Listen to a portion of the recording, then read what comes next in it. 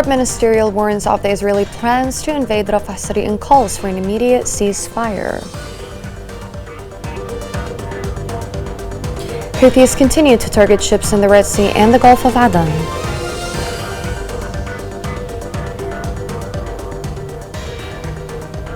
Houthis launch sectarian summer camps in the area under their control.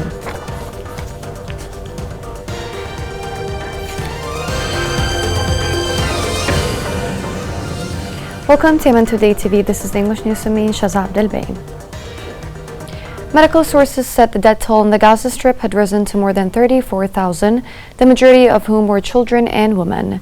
In addition, the Ministry of Health reported that the occupation forces committed 7 massacres against families in the Gaza Strip, resulting in the death of 66 citizens and the injury of 138 others during the past 24 hours.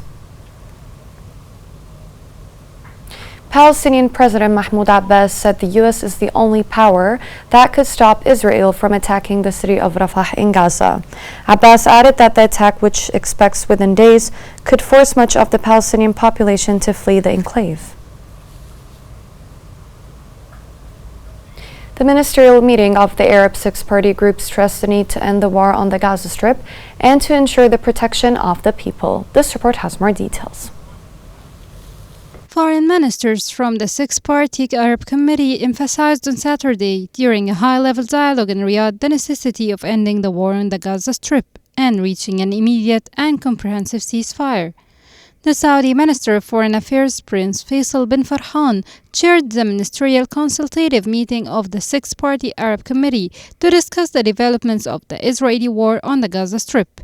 The meeting was attended by Deputy Prime Minister and Minister of Foreign Affairs and Expatriates of Jordan, and the Minister of State at the Qatari Ministry of Foreign Affairs. The ministers emphasized the necessity of ending the war on the Gaza Strip and reaching an immediate and comprehensive ceasefire, ensuring the protection of civilians in accordance with international humanitarian law. They also emphasized the importance of irreversible steps towards implementing the two-state solution and recognizing the state of Palestine within the borders in accordance with relevant international resolutions. They stressed that the Gaza Strip is an integral part of the occupied Palestinian territory and firmly rejected any attempts to displace the Palestinian people from their land or any military operations in the Palestinian city of Rafah. Additionally, the ministers warned against the ongoing illegal Israeli actions in the occupied West Bank and East Jerusalem, which undermine the two-state solution. Antony Blinken, the U.S. State Secretary, is visiting the region for the 7th time since the outbreak of the war in Gaza, as recognition of the Palestinian state is one of the main topics on the agenda of the meetings on the sidelines of the World Economic Forum. On Friday, the Houthi rebels targeted a ship twice by at least 2 missiles while traveling off Yemen's coast, causing serious damage to the ship. Houthi attacks have been resumed after a 2-week pause. This report has more details. A ship was damaged when it was attacked twice by at least 2 missiles while traveling off Yemen's coast on Friday. There was no immediate claim of responsibility for the attacks, which the United Kingdom Maritime Trade Operations said took place southwest of the Yemeni port of Makka. In the first attack, the vessel experienced an explosion in close proximity to the vessel, which was felt by the crew on board.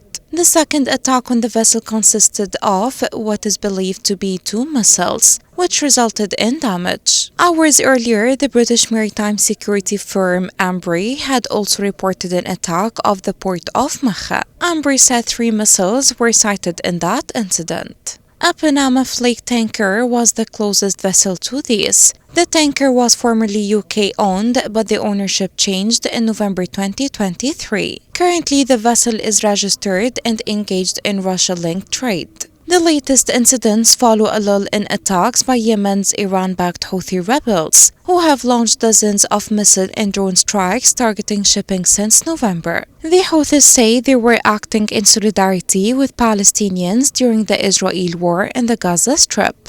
despite the drop in attacks in recent weeks. Late on Wednesday, the Houthis said that they are continuing to take further military actions against all hostile targets in the Red Sea, the Arabian Sea, and the Indian Ocean. Earlier Friday, the U.S. Central Command said that coalition forces destroyed 2 drones in Houthi-controlled parts of Yemen after rebels launched a ballistic missile into the Gulf of Aden. The Houthi attacks have drawn reprisal strikes from the United States and Britain since January, as well as the deployment of Western naval forces to counter strikes on ships plying the busy commercial routes. The U.S. envoy to Yemen, Tim King, held the terrorist Houthi militia responsible for blocking peace efforts in Yemen.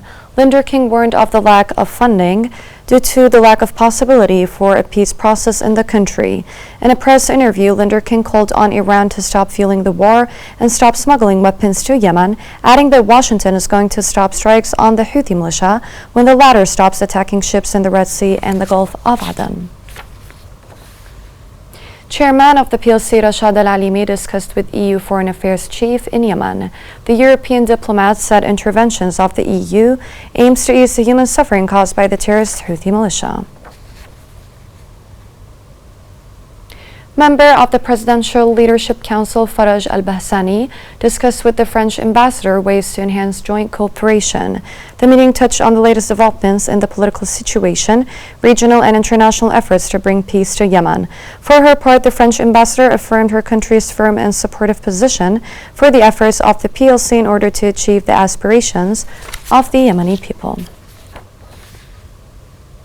The local authority in the districts of Haisan al-Khawkha and Hudaydah held a meeting with the head of the United Nations mission in Hudaydah, General Michael Berry. The two sides discussed removal of all mines planted by the Houthi militia and the release of all detained prisoners, in addition to Houthi attacks on maritime navigation.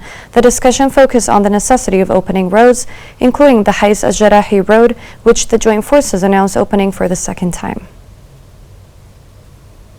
5 women were killed as a result of a Houthi drone bombing a water well in the Maqbana district west of Taz.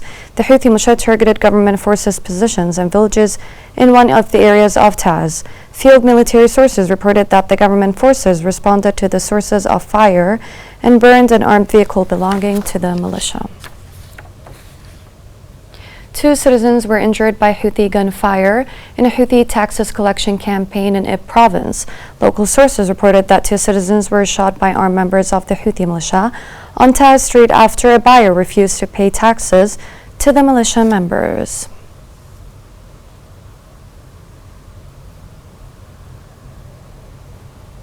A number of organizations expressed their deep concern over the inauguration of Houthi summer camps. This report has more details.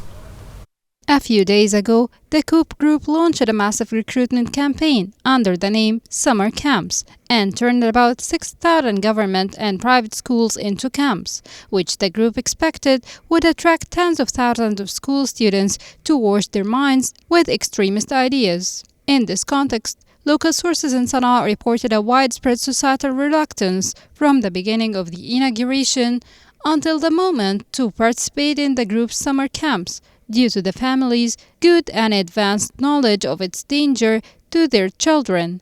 The Houthi targeting of children and young people comes in parallel with activists and educators warning of the danger of these centers established by the group and calling on parents to protect their children and not enroll them in these camps. Reports issued by international and local organizations last year documented Houthi recruitment of thousands of children and young men through summer centers, in addition to monitoring that a number of others were assaulted, especially in closed camps. Despite the early and intensive Houthi preparations to launch summer camps this year to attract and recruit children and young people, educational sources in Sana'a spoke about the great disappointment experienced by the group as a result of the decline in the number of students participating in those camps at the level of Sana'a and other cities under the control of community. Educational sources stated that the majority of families and parents in Sana'a, its countrysides, and other governorates have refrained this year, from the first day of the launch of these summer camps, from sending their children to them, in a clear message of societal rejection of mobilization and recruitment camps. the Yemeni government, through the Ministry of Information, renewed its warning against the dangers of the summer centers that the group exploits to spread its ideas, wash the minds of children with its sectarian slogans, and turn them into tools for killing and destruction. Next in the news.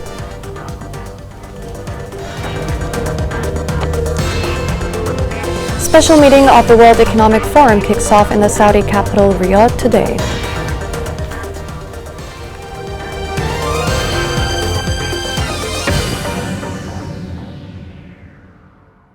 Stands out for its richness,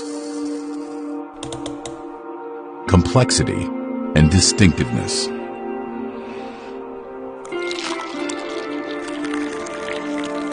Coffee cuppers seem to breathe through their very souls with every sip. They appreciate the journey of the seed, dating back to when it was just an idea in the farmer's mind, through to its journey into their cup.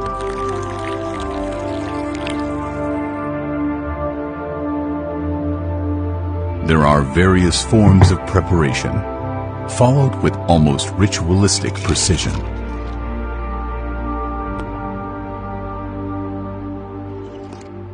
Yemeni coffee, an endless story of discovery.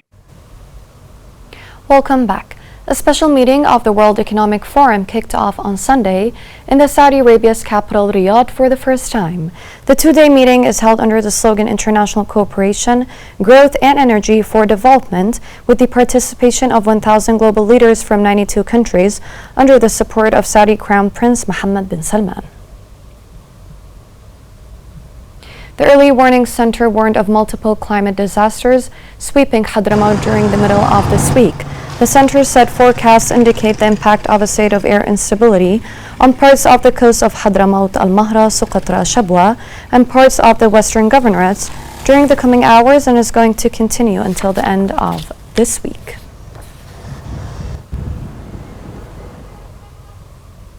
Fuel and food imports under the government's influence declined in the first quarter of this year to their lowest level. The World Food Programme reported that fuel and food imports to the government ports fell to their lowest level in the last 3 years, as they were 15% lower than the same period last year. The European Commission announced the allocation of approximately 100 million euros as funding for humanitarian aid in Yemen. The Commission added that the allocation comes within the framework of the EU commitment to meet the life-saving needs and protect millions of vulnerable people in Yemen.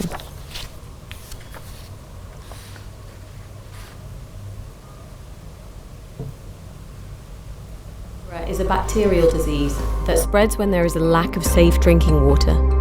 It causes acute diarrhea with severe dehydration and can be highly infectious. It can kill within hours. However, it is easily preventable and treatable. MSF teams are doing whatever they can to respond, treating thousands of patients and providing clean drinking water in 10 countries. But with so many outbreaks ongoing, needs are huge on a global scale. Ultimately, no one should die of a preventable disease such as cholera. We must work together to curb these outbreaks. Cholera infections in Yemen rose to more than 18,000 cases by the third week of April, while more than 100 deaths were recorded. The International Medical Corps confirmed that more than 1,000 cases were recorded between October and December last year, with the outbreak of the disease spreading to 23 districts in 9 governorates.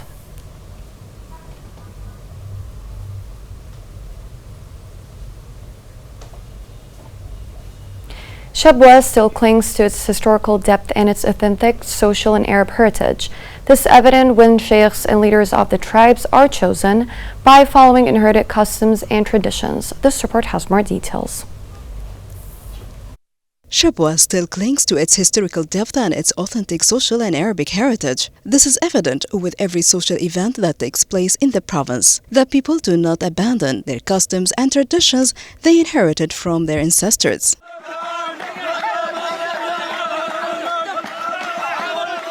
These songs and chants that utter from these men are only part of the rituals and atmosphere of popular traditions inherited throughout the influx to participate in the inauguration ceremonies of tribal sheikhs in the governorate. The inauguration ceremony begins with the members of the tribe placing the turban on the head of the new sheikh, declaring their pledge of loyalty. One of the leaders or major tribal authorities from other tribes takes over by placing another turban on the head of the new sheikh, which means that the tribes recognize him, and the turban carries the symbolism of honor and values, and assigning him the responsibility.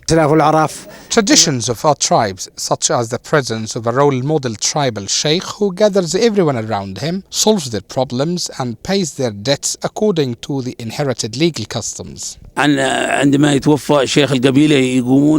sheikh of the tribe dies, they inaugurate his son with the agreement of all members of the tribe or district. These are customs and traditions in Shabwa.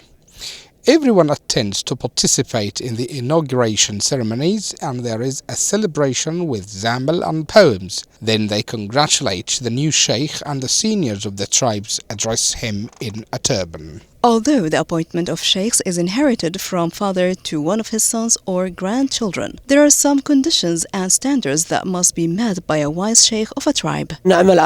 We are working to fix problems between us and welcome all the tribes that came and honored us on this occasion.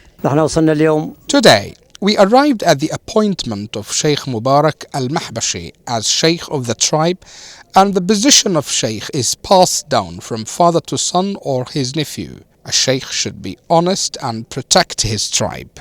During the occasion, folkloric concerts are held interspersed with songs, rhymes, and poetic debates that glorify the new sheikh and his tribe, and that culture composition is a peaceful solution. Here's a reminder of the main headlines. Arab ministerial warns of the Israeli plans to invade the Rafah city and calls for an immediate ceasefire. Houthis continue to target ships in the Red Sea and the Gulf of Aden.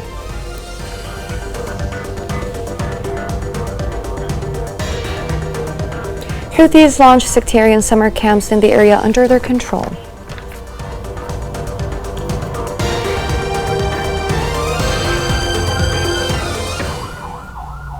This is the end of the news. Thank you for watching.